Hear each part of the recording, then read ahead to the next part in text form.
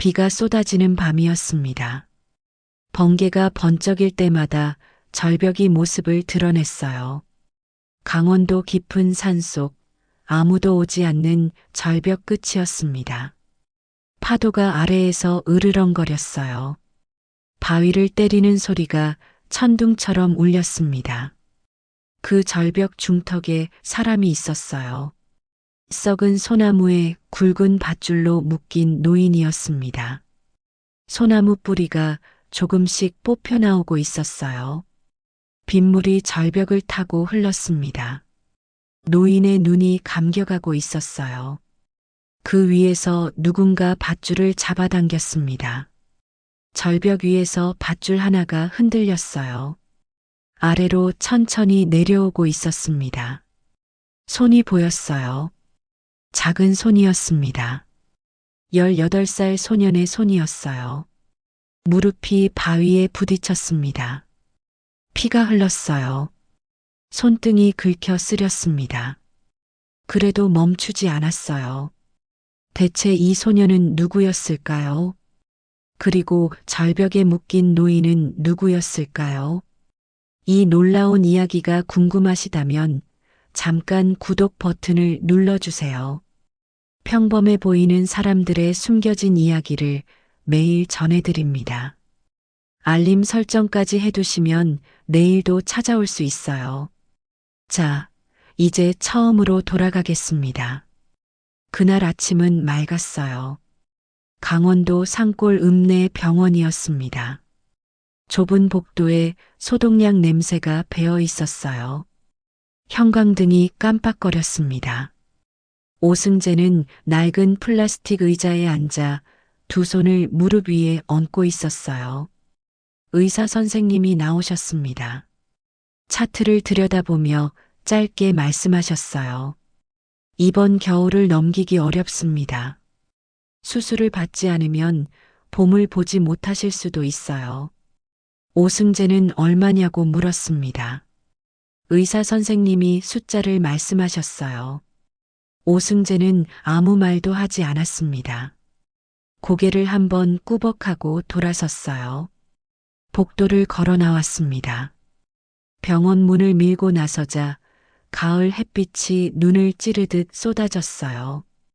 오승재는 그 자리에 잠깐 서 있었습니다. 눈을 가늘게 떴어요. 아무것도 보이지 않았습니다. 버스를 탔어요. 창가에 앉았습니다. 차창 밖으로 읍내가 지나갔어요. 시장 간판, 문방구, 정육점. 오승재는 아무것도 보지 않았습니다. 그냥 앉아 있었어요. 수술비는 오승재가 1년 내내 약초를 팔아도 모이지 않는 금액이었습니다. 버스가 산골 마을 입구에 섰어요. 오승재가 내렸습니다. 비포장길을 걸었어요. 낡은 오두막이 보였습니다. 문을 열었어요. 아버지가 아궁이 앞에 앉아 계셨습니다. 오만술은 아들 얼굴을 보자마자 알아챘어요. 뭐라고 하더냐? 오승재는 괜찮다고 했어요. 별것 아니라고 했습니다. 아버지가 고개를 돌리셨어요. 한참 아궁이 불만 바라보셨습니다. 오승재도 아무 말 하지 않았어요. 그날 밤이었습니다. 오승재가 이불 속에서 눈을 뜨고 있을 때였어요. 옆방에서 소리가 났습니다. 낮고 긴 기침 소리였어요. 한번 시작되면 한참을 멈추지 않는 기침이었습니다. 오승재는 이불을 걷고 일어났어요. 옆방 문을 열었습니다. 아버지가 등을 구부리고 기침을 하고 계셨어요. 손으로 입을 막고 계셨습니다. 오승재가 다가갔어요. 등을 쓸었습니다. 아버지 손등에 핏빛이 번져 있었어요. 오승재는 아무 말도 하지 않았습니다. 그냥 등을 쓸었어요. 기침이 멈출 때까지 쓸었습니다. 아버지가 숨을 고르셨어요. 눕히려 하자 아버지가 손을 저으셨어요. 괜찮다고 하셨습니다. 오승재 눈을 보지 않으셨어요. 오승재는 부엌으로 갔어요. 물을 떠왔습니다. 아버지 옆에 내려놓고 돌아섰어요. 자기 방으로 돌아와 다시 이불을 덮었습니다. 눈을 감았어요. 잠이 오지 않았습니다. 내일 새벽에 더 깊은 산으로 가야 했어요. 아직 아무도 발을 들이지 않은 북쪽 사면이었습니다. 거기라면 산삼이 있을 것 같았어요. 반드시 있어야 했습니다. 오승재는 눈을 뜬 채로 천장을 바라봤어요. 낡은 천장이었습니다. 군데군데 물이 샌 자국이 있었어요. 바람이 창문을 두드렸습니다. 오승재는 두 주먹을 꼭 쥐었어요. 아버지를 살려야 했습니다. 새벽 4시였습니다. 오승재는 눈을 떴어요. 잠을 잔 건지 안 잔 건지 몰랐습니다. 그냥 누워 있다가 일어났어요. 소리가 나지 않도록 조심히 움직였습니다. 아버지가 주무시는 방 앞을 지나쳤어요. 기침 소리는 없었습니다. 오승재는 잠깐 멈췄다가 다시 걸었어요. 부엌에서 찬밥 한 덩이를 먹었습니다. 물로 넘겼어요. 낡은 등산화 끈을 단단히 묶었습니다. 약초 바구니를 등에 얹었어요. 낫을 허리에 찼습니다. 문을 열자 찬 공기가 확 밀려왔어요. 아직 별이 보였습니다. 오승재는 산으로 올랐어요. 마을을 벗어나자 길이 좁아졌습니다. 나무들이 양옆에서 좁혀왔어요. 발밑에 낙엽이 쌓여 있었습니다. 젖어 있어서 미끄러웠어요. 오승재는 발을 고르며 올랐습니다. 1시간이 지났어요. 2시간이 지났습니다. 숨이 찼어요. 멈추지 않았습니다. 북쪽 사면이었어요. 햇빛이 잘 들지 않는 곳이었습니다. 나무가 빽빽했어요. 이끼가 바위를 덮고 있었습니다. 오승재는 바구니를 내려놓고 허리를 폈어요. 주변을 살폈습니다. 이런 곳이었어요. 산삼은 사람의 발길이 닿지 않는 곳에서 자랐습니다. 그늘지고 습하고 아무도 오지 않는 곳이었어요. 오승재는 어릴 때부터 그렇게 배웠습니다. 이춘자 할머니가 가르쳐 주셨어요. 마을 이장이자 오랜 이웃인 할머니였습니다. 젊은 날 서울에서 약재상을 하셨다고 했어요. 약초라면 누구보다 잘 아시는 분이었습니다. 오승재가 10살 때부터 산에 데리고 다니며 가르쳐 주셨어요. 어디를 봐야 하는지, 무엇을 찾아야 하는지, 어떻게 기다려야 하는지. 오승재는 무릎을 꿇고 땅을 살폈습니다. 손가락으로 낙엽을 조심스럽게 걷어냈어요. 흙의 색깔을 봤습니다. 냄새를 맡았어요. 조금 더 위쪽으로 이동했습니다. 다시 무릎을 꿇었어요. 1시간이 지났습니다. 아무것도 없었어요. 오승재는 자리를 옮겼습니다. 다시 살폈어요. 또 아무것도 없었습니다. 바구니에는 더덕 몇 뿌리와 잔 약초만 담겼어요. 그것만으로는 어림도 없었습니다. 오승재는 잠깐 바위에 걸터 앉았어요. 의사 선생님 목소리가 다시 떠올랐습니다. 이번 겨울을 넘기기 어렵습니다. 숫자가 떠올랐어요. 손이 닿지 않는 숫자였습니다. 오승재는 두 손으로 얼굴을 감쌌어요. 잠깐 그러고 있었습니다. 고개를 들었어요. 산이 조용했습니다. 바람 소리만 났어요. 나뭇잎이 흔들렸습니다. 오승재는 자리에서 일어났어요. 바구니를 다시 등에 얹었습니다. 더 깊이 들어갔어요. 오후가 됐습니다. 해가 기울기 시작했어요. 오승재는 멈추지 않았습니다. 지칠만도 했어요. 아침부터 물 한 모금을 제대로 마시지 못했습니다. 그래도 발걸음을 놓지 않았어요. 그때였습니다. 발길이 딱 멈췄어요. 오승재는 천천히 무릎을 꿇었습니다. 낙엽 사이에서 가느다란 줄기 하나가 올라와 있었어요. 잎이 셋이었습니다. 오승재는 숨을 참았어요. 손가락이 떨렸습니다. 천천히 주변 흙을 파냈어요.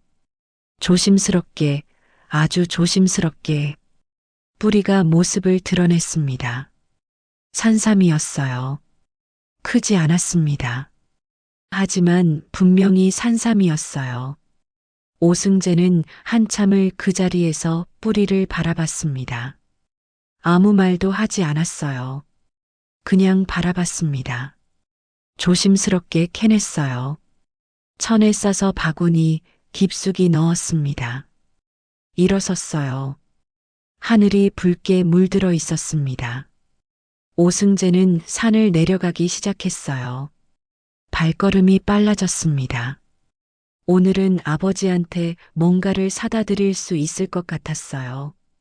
그 생각 하나로 걸었습니다. 산길이 꺾이는 곳에서 오승재는 잠깐 멈췄어요. 바람 방향이 바뀌어 있었습니다. 뭔가 이상했어요. 냄새가 달랐습니다. 오승재는 고개를 들었어요. 저 멀리 절벽 쪽에서 소리가 들려왔습니다. 아주 작고 낮은 소리였어요. 바람에 실려왔다가 사라졌습니다. 오승재는 발걸음을 멈췄어요. 귀를 기울였습니다. 다시 들렸어요. 사람 소리였습니다. 오승재는 방향을 틀었어요. 절벽 끝이었습니다. 오승재는 바닥에 엎드려 아래를 내려다봤어요. 심장이 쿵 내려앉았습니다. 절벽 중턱에 썩은 소나무가 튀어나와 있었어요. 굵은 밧줄이 그 소나무에 감겨 있었습니다. 밧줄 끝에 사람이 묶여 있었어요. 노인이었습니다. 빗속에서 고개가 축 처져 있었어요. 팔이 등 뒤로 묶여 있었습니다. 발밑으로는 파도가 바위를 두드렸어요. 소나무 뿌리가 흙에서 조금씩 뽑혀 나오고 있었습니다. 빗물이 절벽을 타고 흘러내렸어요. 시간이 없었습니다. 오승재는 몸을 일으켰어요. 주변을 빠르게 훑었습니다. 바구니에서 밧줄을 꺼냈어요. 약초 묶을 때 쓰는 밧줄이었습니다. 길이가 충분한지 가늠했어요. 절벽 위 바위에 한쪽 끝을 단단히 감아 묶었습니다. 매듭을 2번 더 확인했어요. 남은 밧줄을 허리에 둘둘 감았습니다. 절벽 아래를 다시 내려다봤어요. 파도가 포효했습니다. 바람이 얼굴을 때렸어요. 비가 눈을 찔렀습니다. 오승재는 이를 악물었어요. 발을 절벽 끝에 걸쳤습니다. 내려가기 시작했어요. 발바닥으로 바위 면을 짚으며 천천히 내려갔습니다. 빗물에 젖은 바위가 미끄러웠어요. 왼발이 헛디뎌 무릎이 바위에 부딪혔습니다. 통증이 왔어요. 멈추지 않았습니다. 손가락 끝이 바위 틈에 긁혔어요. 피가 났습니다. 그래도 내려갔어요. 노인의 신음소리가 가까워졌습니다. 오승재가 노인 옆에 닿았어요. 소나무 뿌리가 반쯤 뽑혀 있었습니다. 밧줄이 팽팽하게 당겨져 있었어요. 오승재는 허리춤에서 낫을 꺼냈습니다. 밧줄에 댔어요. 그때 노인이 눈을 떴습니다. 흐릿한 눈이었어요. 오승재를 봤습니다. 힘겹게 입을 열었어요. 오지 마라. 위험하다. 오승재는 고개를 저었습니다. 낫을 움직였어요. 굵은 밧줄이었습니다. 한 번에 끊어지지 않았어요. 손에 힘을 줬습니다. 2번, 3번. 밧줄 가닥이 하나씩 끊어졌어요. 그 순간이었습니다. 소나무가 뿌리째 뽑혔어요. 노인의 몸이 허공으로 쏠렸습니다. 오승재가 두 팔로 노인을 낚아챘어요. 허리에 밧줄이 팽팽하게 당겨졌습니다. 몸이 절벽에 부딪혔어요. 이를 악물었습니다. 두 팔에서 힘이 빠져나가려 했어요. 놓지 않았습니다. 영차 소리를 내며 버텼어요. 발로 바위를 밀었습니다. 밧줄에 매달려 조금씩 위로 올랐어요. 노인의 무게가 팔을 끊어낼 것 같았습니다. 비가 쏟아졌어요. 번개가 쳤습니다. 그래도 올랐어요. 마침내 절벽 위로 두 사람이 올라왔습니다. 오승재는 그 자리에 쓰러졌어요.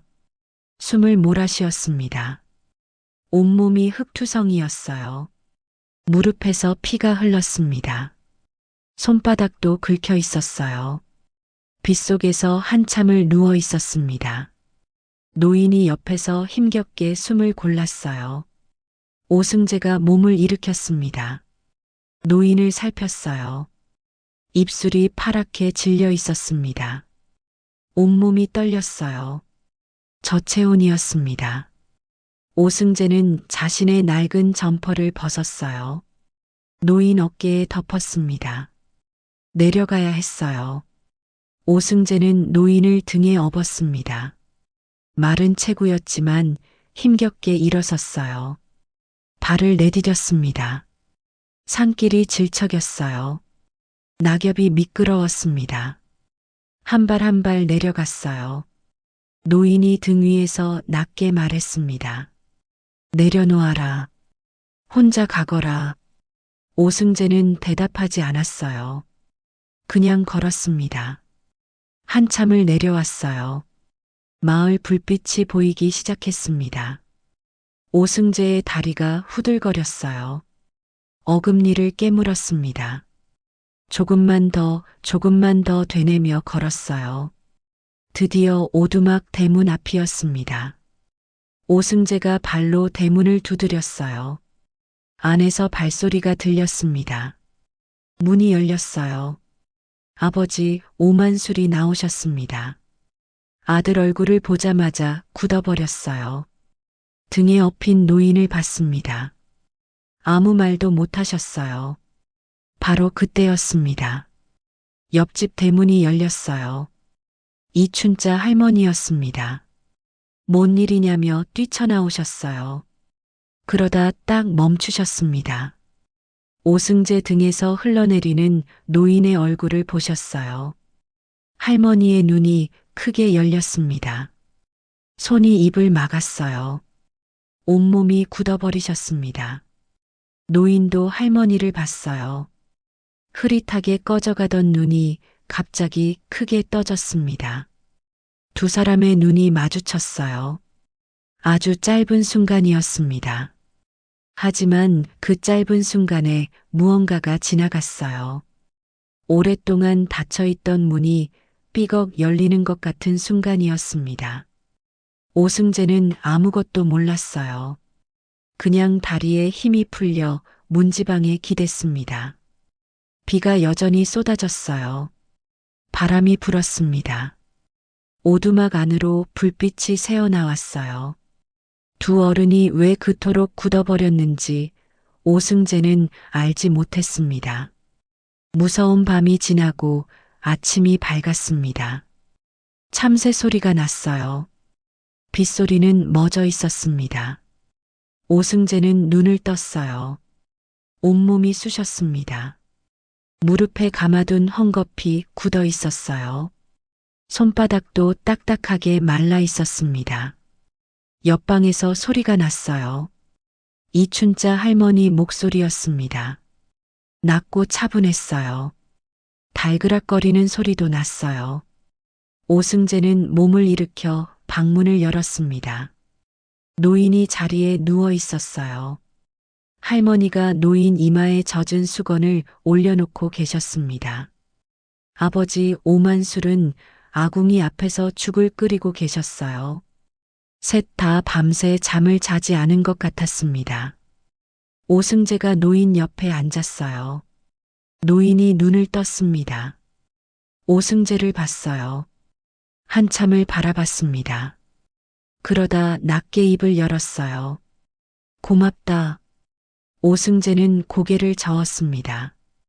별 말씀을요 하고 짧게 말했어요. 할머니가 죽그릇을 가져오셨습니다. 노인이 일어나려 했어요. 할머니가 손을 저으셨습니다. 그냥 누워서 드시라고 하셨어요. 노인이 할머니를 봤습니다.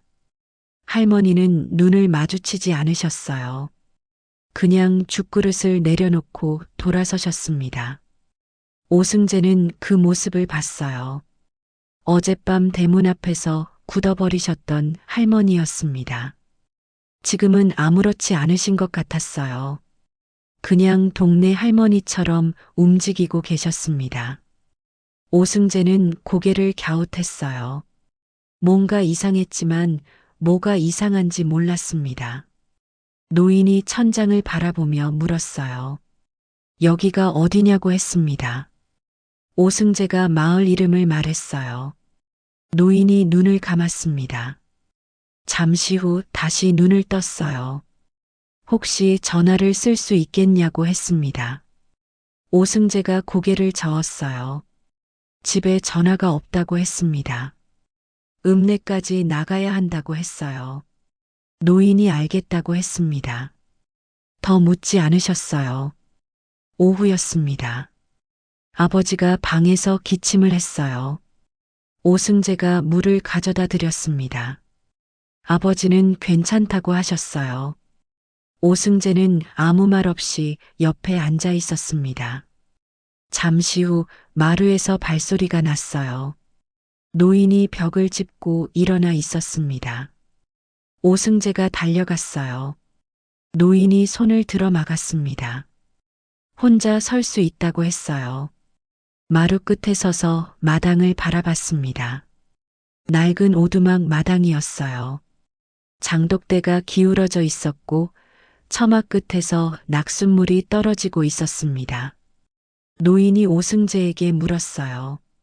할머니와는 어떤 사이냐고 했습니다. 오승재가 이웃이라고 했어요. 어릴 때부터 산을 가르쳐 주신 분이라고 했습니다. 노인이 고개를 끄덕였어요. 할머니가 오래 사셨냐고 물었습니다. 오승재는 자기가 태어나기 전부터 이 마을에 계셨다고 했어요. 원래는 서울에 사셨다고 들었다고 했습니다. 노인의 손가락이 마루 끝을 꽉 쥐었어요. 아주 짧은 순간이었습니다. 오승재는 그것을 봤어요. 뭔가를 참는 것 같았습니다. 하지만 노인은 아무 말도 하지 않았어요. 그냥 마당을 바라봤습니다. 저녁이었어요. 이춘자 할머니가 된장찌개를 끓여오셨습니다. 네 사람이 작은 밥상에 둘러앉았어요.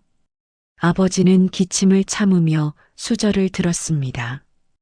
오승재는 밥을 먹으면서 노인과 할머니를 번갈아 봤어요. 두 사람은 밥상 위에서 한 번도 눈을 마주치지 않았습니다. 말도 없었어요. 하지만 어색한 침묵이 아니었습니다. 무언가를 알면서 모른 척하는 침묵 같았어요. 오승재는 숟가락을 들면서도 그 공기가 마음에 걸렸습니다. 밤이 깊어졌어요. 아버지가 먼저 주무시러 들어가셨습니다. 오승재도 눈꺼풀이 내려왔어요. 어젯밤을 꼬박 세웠으니 당연했습니다. 눈을 감으려는데 마루에서 소리가 났어요. 바깥이었습니다. 묵직한 발소리였어요. 하나가 아니었습니다. 오승재는 몸을 낮춰 창호지 문틈으로 밖을 내다봤어요. 손전등 불빛이 마을을 훑고 있었습니다. 검은 점퍼를 입은 사내들이었어요. 2명이었습니다. 오승재의 심장이 쿵 내려앉았어요. 노인이 오승재 옆에 와 있었습니다. 언제 일어나셨는지 몰랐어요. 낮게 말씀하셨습니다. 나를 찾는 사람들이다. 목소리가 조용했어요. 하지만 흔들리지 않았습니다. 오승재는 노인을 봤어요. 절벽에 묶여있던 노인이었습니다. 피를 나눈 사람이 절벽에 버린 노인이었어요. 그런데 지금 이 노인의 눈빛은 두렵지 않았습니다. 차갑고 또렷했어요. 오승재는 그 눈빛을 보면서 처음으로 생각했습니다. 이분이 보통 분이 아닐 수도 있겠다고요. 손전등 불빛이 오두막 쪽으로 천천히 손전등 불빛이 대문 앞에서 멈췄습니다. 쾅쾅 대문을 치는 소리가 났어요. 오승재가 몸을 일으켰습니다. 노인이 오승재 팔을 잡았어요. 눈짓을 했습니다.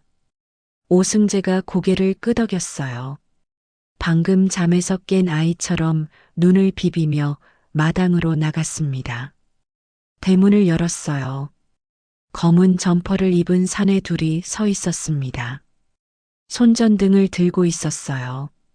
눈빛이 차갑고 날카로웠습니다. 오승재는 멍하니 서 있었어요. 그냥 졸린 얼굴이었습니다. 사내가 물었어요. 혼자 사냐고 했습니다. 오승재가 아버지랑 산다고 했어요.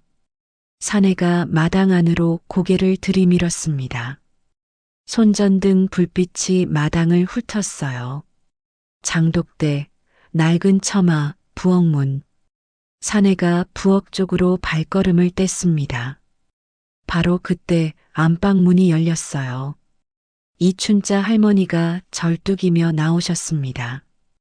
주무시다 일어나신 것처럼 머리가 흐트러져 있었어요. 밤중에 남의 집에서 뭔 짓이냐고 하셨습니다. 목소리가 떨리지 않았어요. 사내가 멈칫했습니다. 할머니가 한 발 더 나서셨어요. 무슨 사람을 찾는다고 이 산골 마을까지 왔냐고 하셨습니다. 앙상한 몸이었지만 목소리만큼은 단단했어요. 사내가 주변을 둘러봤습니다. 구멍난 낡은 이불, 기울어진 장독대, 먼지 앉은 처마. 찾는 사람이 숨을 만한 집이 아니었어요. 사내들이 침을 뱉고 대문을 나갔습니다. 거친 발소리가 멀어졌어요. 바람소리만 마당을 채웠습니다. 오승재는 그 자리에 주저앉았어요. 다리에 힘이 풀렸습니다. 할머니가 오승재 어깨를 한번 짚으셨어요. 아무 말씀이 없으셨습니다. 방으로 들어왔어요. 노인이 벽에 기대어 앉아 있었습니다. 세 사람이 마주 앉았어요. 초 하나를 켰습니다. 노인이 눈을 감으셨다가 떴어요. 그러다 낮게 입을 여셨습니다. 내 이름은 강도현이요. 방 안이 조용해졌어요. 오승재는 그 이름을 몰랐습니다. 하지만 노인의 다음 말에 숨이 멎었어요. 청송제약 회장이요. 오승재는 아버지가 드시는 약 봉지를 떠올렸습니다. 읍내 약국에서 사오는 그 약이었어요. 봉지 한쪽에 작게 적혀 있던 이름이었습니다. 청송제약. 그 회사 회장이 지금 이 낡은 오두막 바닥에 앉아 있었어요. 노인이 천천히 말씀하셨습니다. 사흘 전 밤이었다고 하셨어요. 친동생 강도준이 사람을 시켜 자신을 그 절벽으로 데려갔다고 하셨습니다. 밧줄로 묶인 채 버려졌다고 하셨어요. 회사를 빼앗기 위한 짓이었다고 하셨습니다. 오승재는 아무 말도 하지 못했어요. 노인이 계속 말씀하셨습니다. 사흘 뒤 서울에서 임시주주 총회가 열린다고 하셨어요. 강도준이 자신이 죽었다고 꾸미고 회사를 넘겨받으려 한다고 하셨습니다. 그 자리에 기자들과 임직원 전부를 불러놓았다고 하셨어요. 총회가 끝나는 순간 회사 주요 자산을 해외로 넘기는 계약까지 잡아놓았다고 하셨습니다. 사흘이었어요. 그 안에 서울에 닿지 못하면 모든 것이 끝이었습니다. 오승재는 천천히 생각했어요. 마을 입구는 사내들이 막고 있었습니다.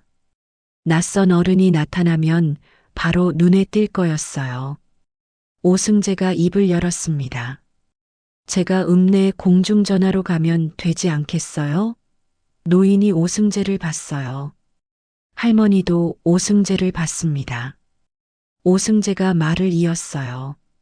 저는 그냥 마을 꼬마잖아요. 아무도 의심 안 해요. 노인이 한참 오승재를 바라보셨어요. 그러다 성냥갑 옆면에 번호를 또박또박 적으셨습니다.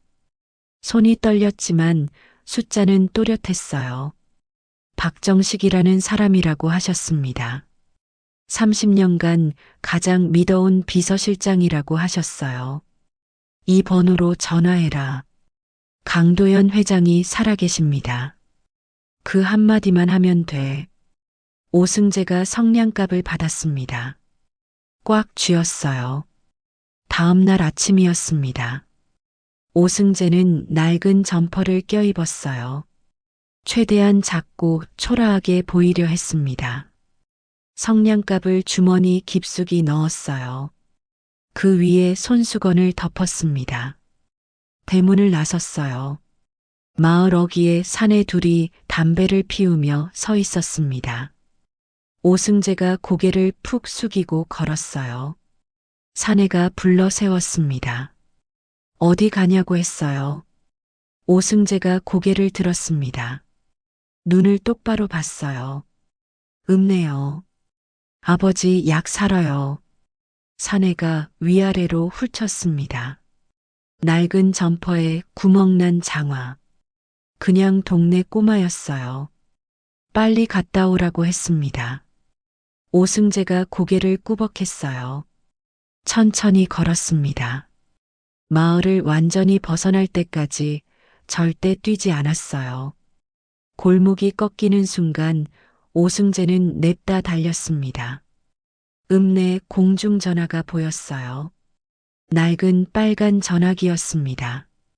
오승재가 동전을 넣었어요. 번호를 눌렀습니다. 손끝이 파르르 떨렸어요. 뚜루, 뚜루루. 여보세요. 중후한 목소리였어요. 오승재가 또렷하게 말했습니다. 강도연 회장님이 살아계십니다. 긴 침묵이 흘렀어요. 숨소리조차 들리지 않았습니다. 그러다 목소리가 터져 나왔어요. 떨리고 갈라진 목소리였습니다. 지금 어디 계시냐고 했어요. 박정식이 마을 위치를 물었습니다. 오승재가 설명했어요. 마을 입구가 막혀 있다고 했습니다. 낯선 어른이 들어오면 바로 티가 난다고 했어요. 박정식이 잠시 생각했습니다. 밤 12시에 마을 뒤 산길로 들어가겠다고 했어요. 불 켜진 집을 찾으면 되겠냐고 했습니다. 오승재가 그러면 된다고 했어요. 전화기 너머에서 박정식이 오승재 이름을 물었습니다. 오승재라고 했어요. 박정식의 목소리가 낮아졌습니다. 오승재 군, 오늘 정말 큰일 했네.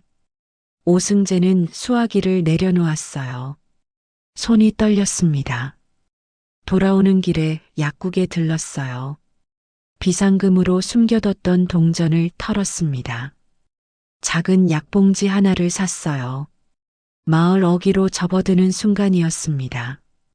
아까 그 사내였어요. 약은 어디 있냐고 했습니다.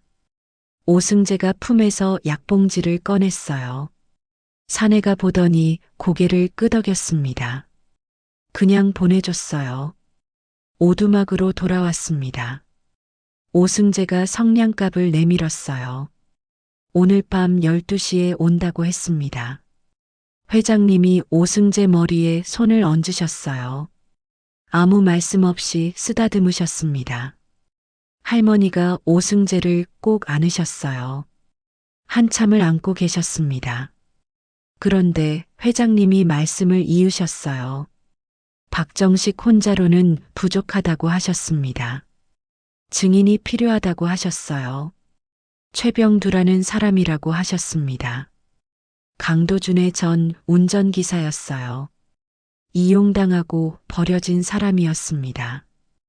월급도 못 받고 쫓겨났어요. 비밀을 안다는 이유로 지금까지 협박을 당하며 숨어 살고 있었습니다. 그 사람이 녹음기를 갖고 있다고 하셨어요. 강도준이 직접 지시하는 목소리가 담긴 녹음이었습니다. 회장님을 절벽에 묶으라고 한 그 목소리였어요. 3년을 혼자 버텨온 사람이었습니다. 경찰서 앞까지 갔다가 발길을 돌린 게 한두 번이 아니었어요. 혼자서는 끝내 나서지 못하는 사람이었습니다. 오승재가 천천히 자리에서 일어났어요. 제가 가면 되잖아요. 박정식이 말렸습니다. 읍내까지 사내들이 깔려 있다고 했어요. 오승재가 고개를 저었습니다. 저는 그냥 마을 꼬마예요. 박정식이 말문이 막혔어요. 반박할 수가 없었습니다. 회장님이 오승재를 한참 바라보셨어요. 그러다 오승재 귀에 가만히 속삭이셨습니다. 최병두가 문을 닫아버릴 때 써야 할 말이었어요. 오승재의 눈이 동그래졌습니다.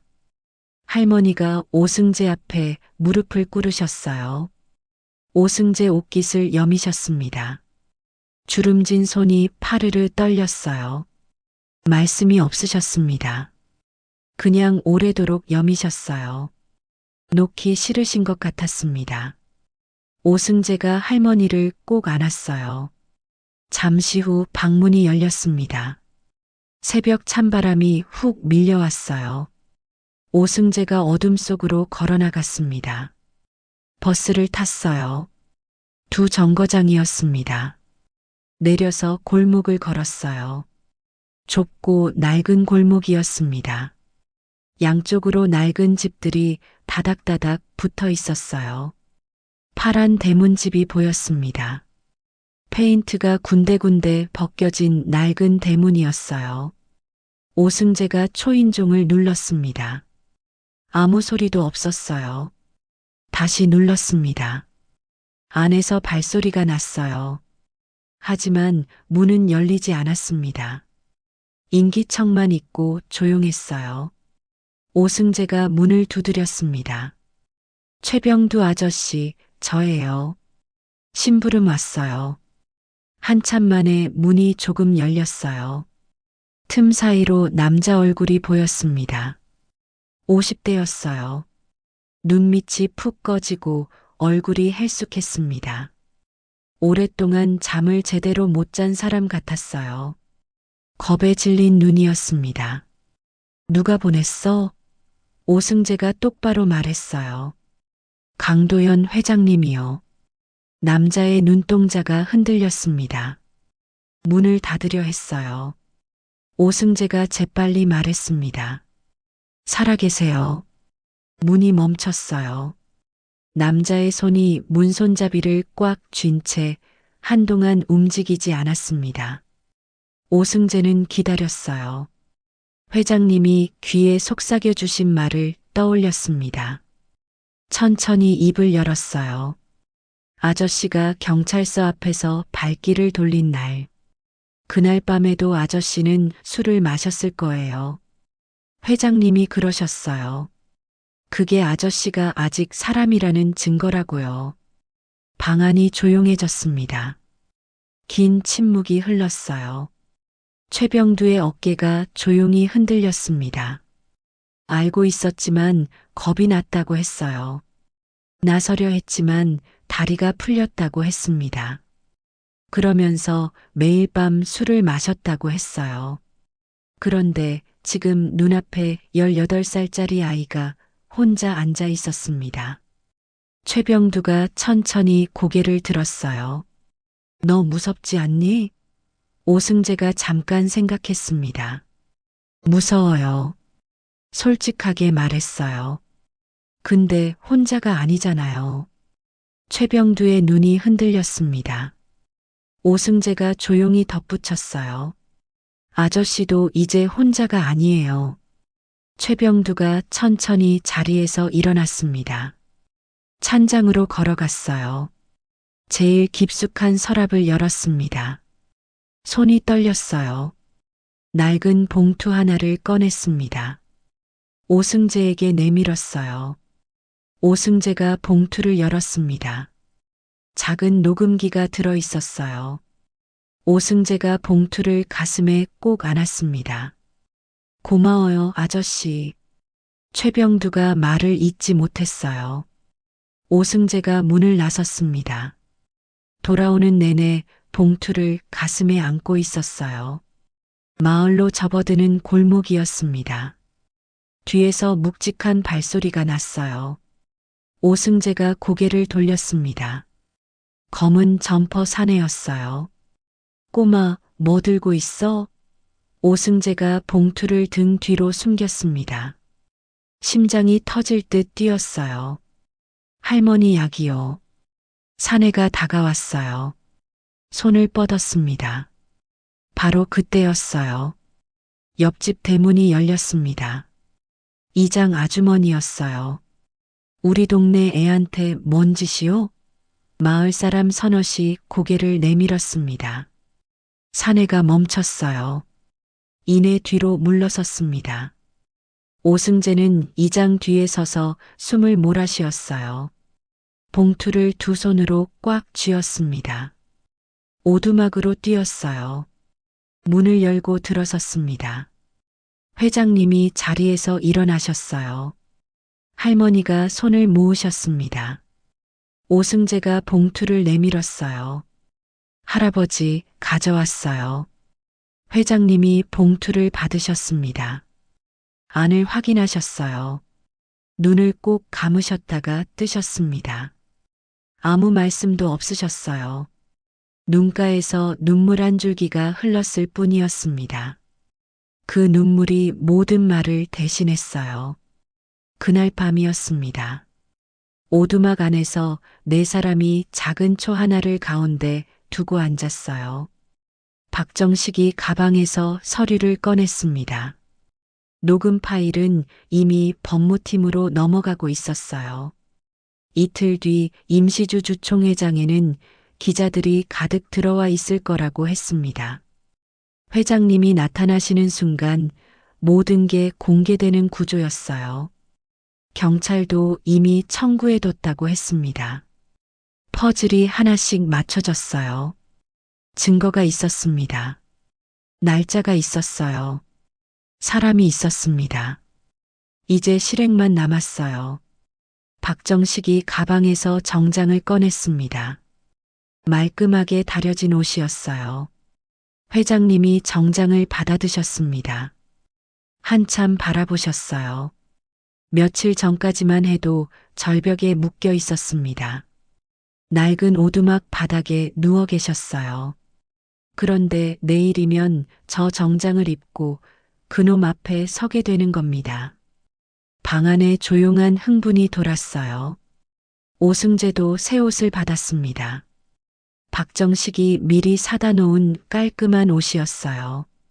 오승재가 옷을 펼쳐봤습니다. 생전 처음 입어보는 옷 같았어요. 새 옷 냄새가 났습니다. 그런데 오승재가 옷을 내려놓으며 말했어요. 할머니도 같이 가요. 박정식이 잠깐 멈췄습니다. 오승재를 봤어요. 그러다 고개를 끄덕였습니다. 오승재 말이 맞았어요. 할머니가 없으면 안 됐습니다. 할머니가 손을 저으셨어요. 나 같은 늙은이가 뭘 하겠냐고 하셨습니다. 회장님이 조용히 말씀하셨어요. 어머니가 계셔야 합니다. 방 안이 잠깐 조용해졌어요. 할머니가 두 사람을 바라보셨습니다. 더 이상 손을 젓지 않으셨어요. 계획이 마무리됐습니다. 박정식이 서류를 정리했어요. 오늘 밤으로 서울로 돌아가 마지막 준비를 해야 했습니다.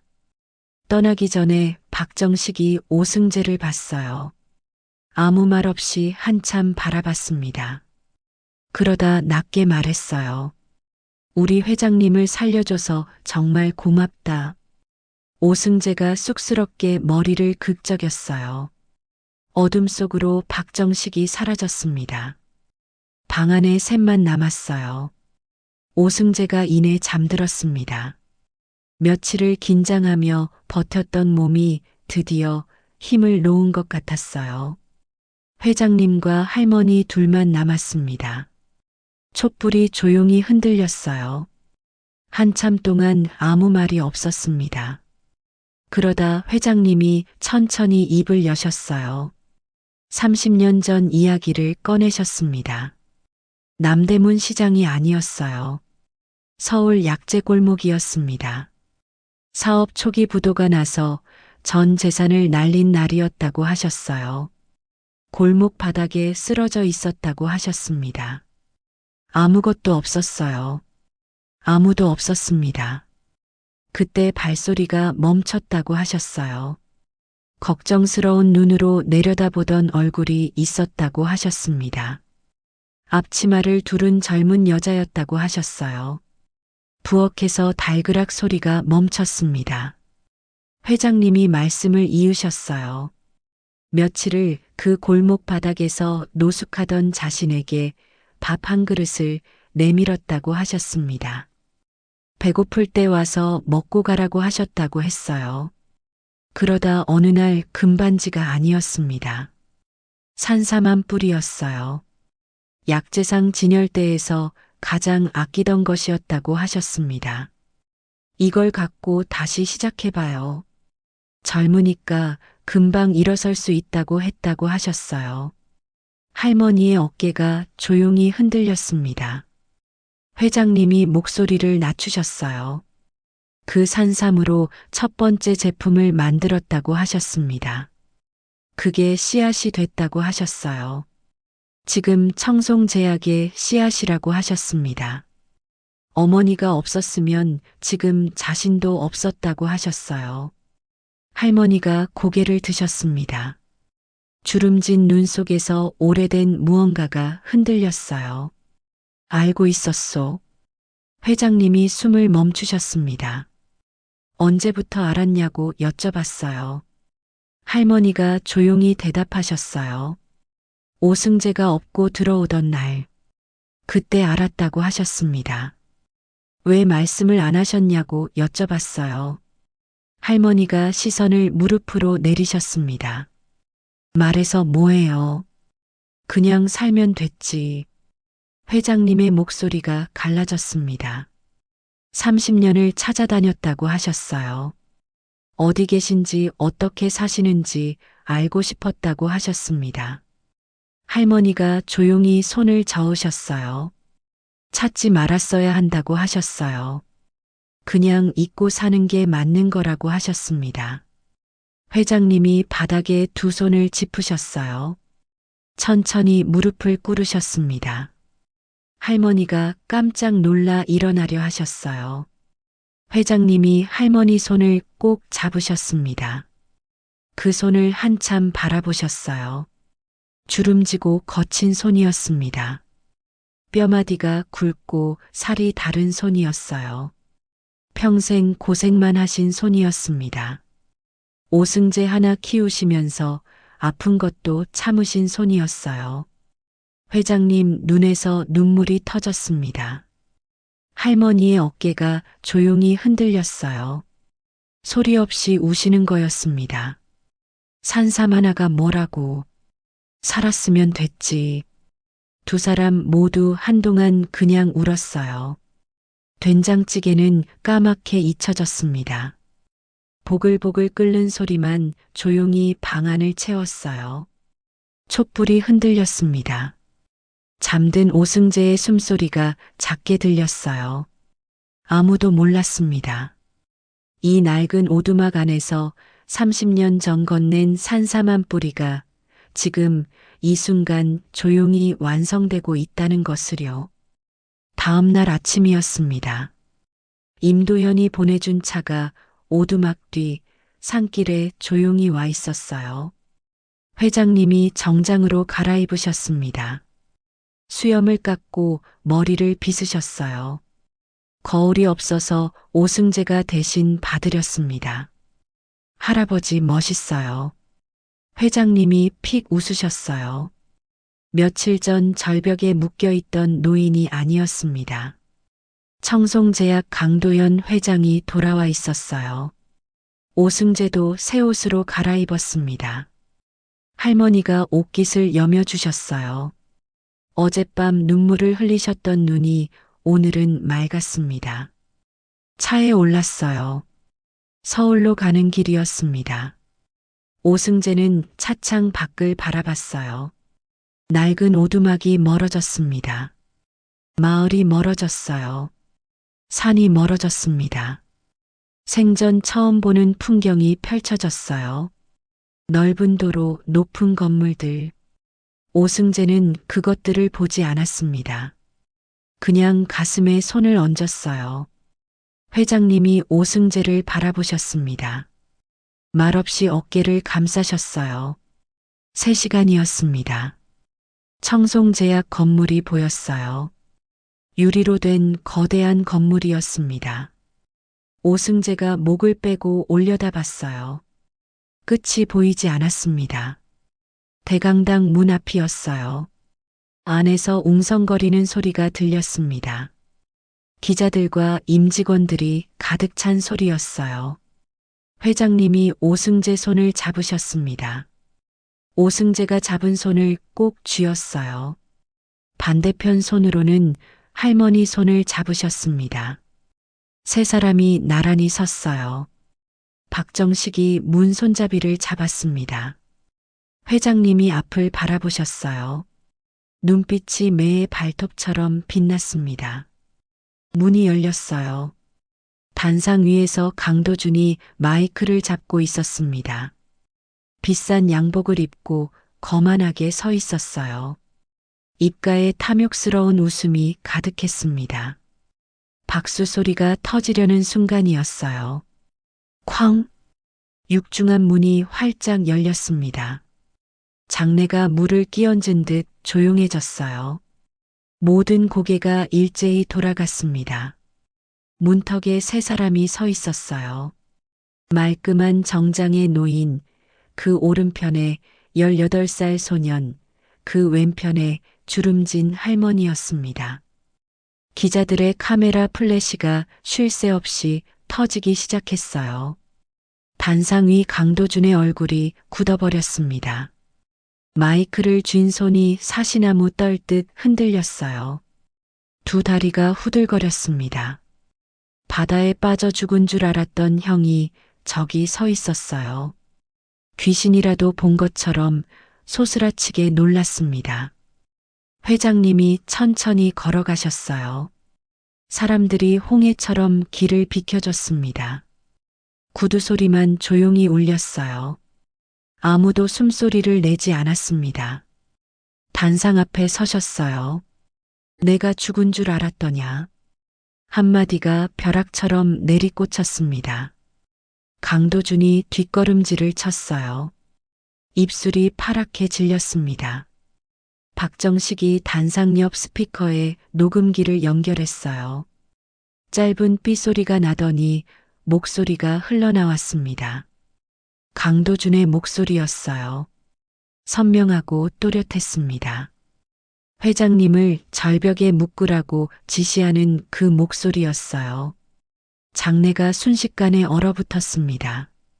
기자들의 카메라가 일제히 강도준에게 쏠렸어요.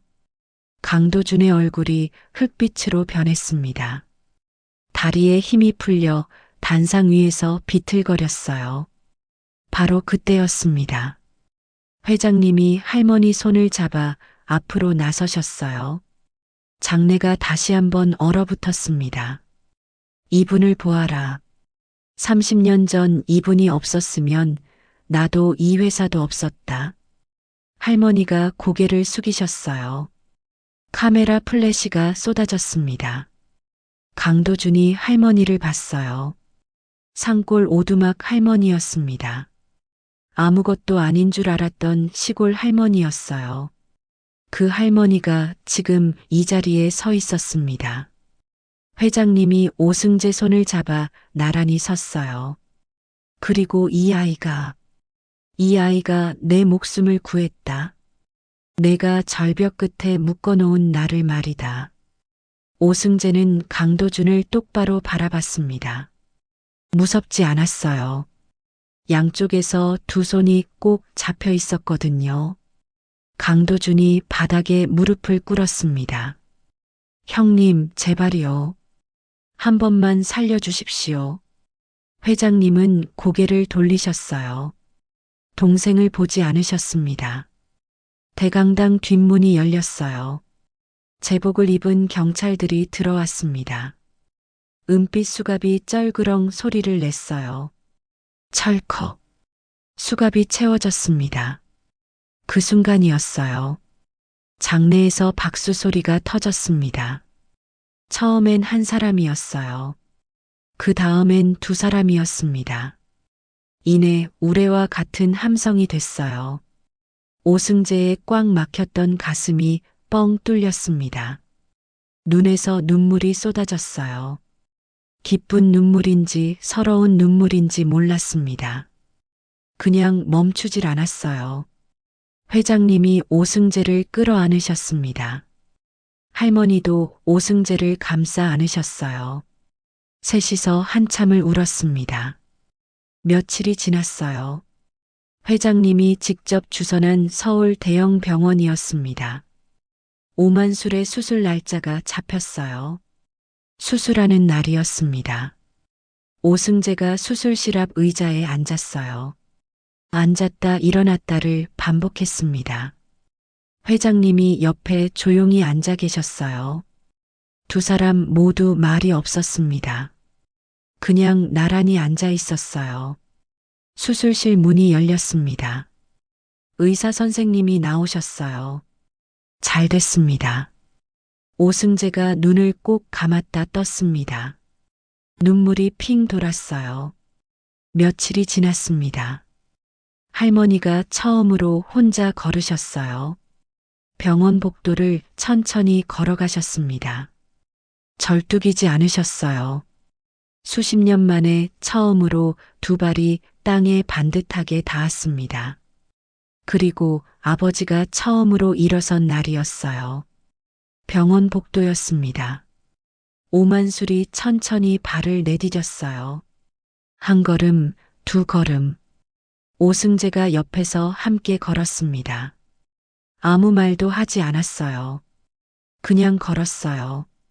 아버지가 걸음을 멈추셨습니다. 창밖을 바라보셨어요. 눈을 감으셨습니다. 오승재가 아버지 손을 꼭 쥐었어요. 두 사람은 한참을 그렇게 서 있었습니다.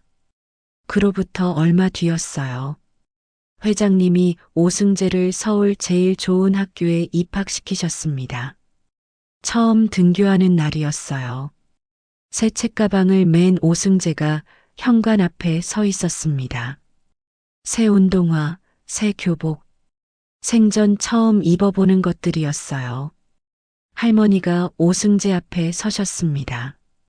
옷깃을 여며주셨어요. 낡은 오두막에서 수도 없이 하셨던 그 손길이었습니다. 그런데 이번엔 손이 떨리지 않으셨어요. 환하게 웃으셨습니다. 오승재가 꾸벅 인사를 하고 뛰어나갔어요. 회장님과 할머니가 나란히 서서 그 뒷모습을 바라봤습니다. 회장님이 할머니께 말씀드렸어요. 30년 전 받은 은혜를 이제는 제대로 갚고 싶다고 하셨어요. 얼마 뒤 강원도 산골 마을에 작은 경로당이 들어섰습니다. 현판에는 이렇게 적혀 있었어요. 이춘자 어머니의 마음을 기억하며. 할머니가 그 현판을 올려다 보셨습니다. 한참을 보셨어요. 아무 말씀이 없으셨습니다. 그냥 웃으셨어요. 평생 처음으로 아무 걱정 없이 웃으시는 것 같았습니다. 그 웃음이 참 환했어요. 저녁마다 셋이 식탁에 앉았습니다. 매일 밤 그 식탁에는 웃음소리가 넘쳤어요. 아주 평범하고 따뜻한 저녁이었습니다. 하지만 이 세 사람에게는 그 평범함이 가장 큰 선물이었어요. 여러분, 지금까지 긴 이야기 함께 해주셔서 감사합니다. 30년 전 약재 골목에서 쓰러진 청년에게 산삼한 뿌리를 건넨 가난한 약재상 아주머니가 있었습니다. 그 작은 마음 하나가 30년을 돌고 돌아 산에서 자란 소년의 손을 통해 다시 돌아왔어요. 세상을 살다 보면 내가 한 작은 친절이 아무 의미 없이 사라지는 것 같을 때가 있습니다. 하지만 말이에요. 착한 마음은 사라지지 않아요. 어디선가 조용히 쌓이고 있다가 언젠가 반드시 꼭 필요한 사람에게 꼭 필요한 순간에 돌아오게 되어 있습니다.